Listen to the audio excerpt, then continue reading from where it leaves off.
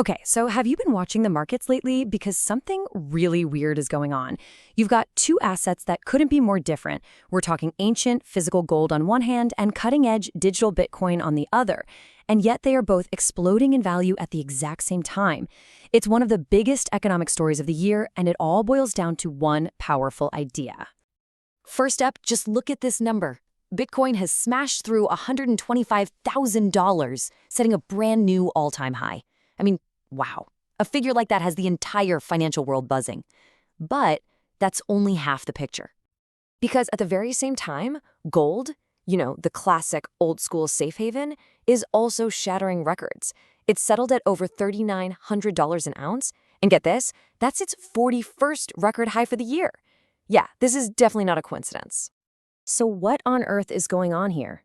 Why are these two assets, the ancient and the futuristic, suddenly moving in perfect lockstep to the top of the charts? Well, the answer lies in what's become one of the most important investment strategies of 2025. It's called the debasement trade. And honestly, if you want to understand this whole phenomenon, you have to understand this concept. So let's dive in and break down what it actually means. So what is it? Put simply, a debasement trade is what happens when investors get nervous about traditional government-backed money, like the US dollar. They see things like massive government deficits or money printing, and they start to fear that the value of their cash is being intentionally weakened or debased. So they move their money out of dollars and into other things.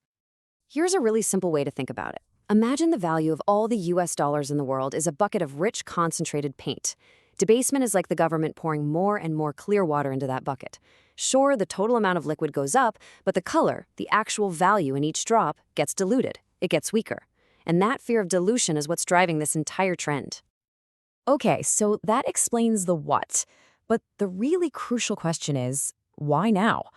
Well, it turns out we're caught in the middle of a perfect storm of economic and political events that are making this trade incredibly popular right now. Investors are looking at a whole menu of worries. There's this nagging uncertainty about where inflation is going long term. There are huge concerns about U.S. spending and these massive deficits. People are even questioning the political independence of the Federal Reserve. You add falling real interest rates and just plain political chaos like the recent government shutdown, and you've got the perfect recipe for losing faith in the dollar. And this really highlights that this isn't some short-term partisan problem.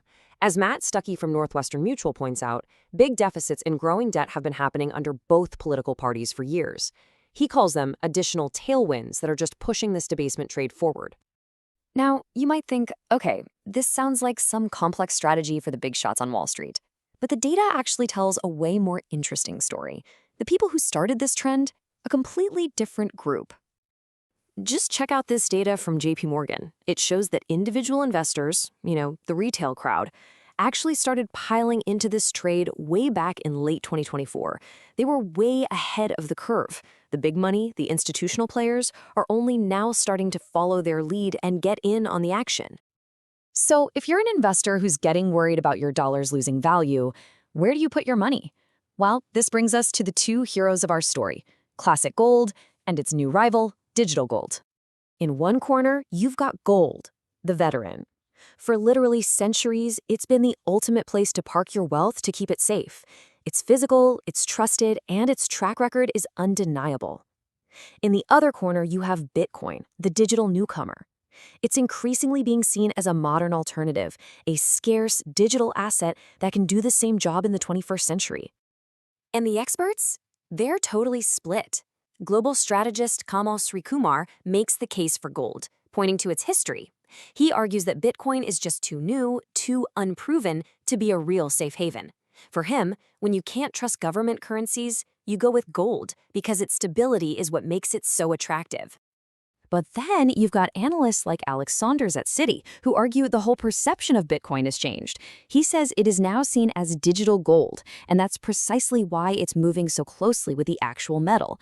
And Citi is backing that up with a 12-month price target for Bitcoin of a whopping $181,000. But to really understand why this trade has so much momentum, we need to zoom out. The daily headlines, even something like a government shutdown, might just be symptoms. The real driver is a much larger, structural problem that's been building for years. One veteran fund manager, Jeff Mullenkamp, put this perfectly. He described the recent government shutdown as just a blip, basically political noise. The real issue, he says, is something way more fundamental.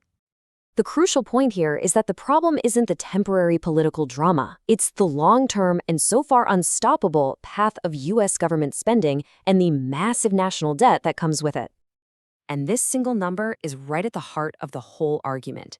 The U.S. government is currently running a deficit equal to 6.5% of the country's entire economic output.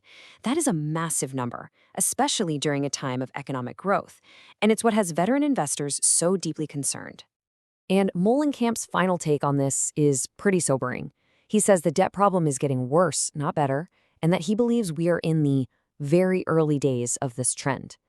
Now, if he's right, the debasement trade isn't just a hot strategy for 2025, it could be a defining feature of our economy for a long, long time to come. All of which leaves us with a huge open question. As governments around the world continue down this path of high spending and rising debt, what does that mean for the money in our pockets? What does the future of safe money really look like?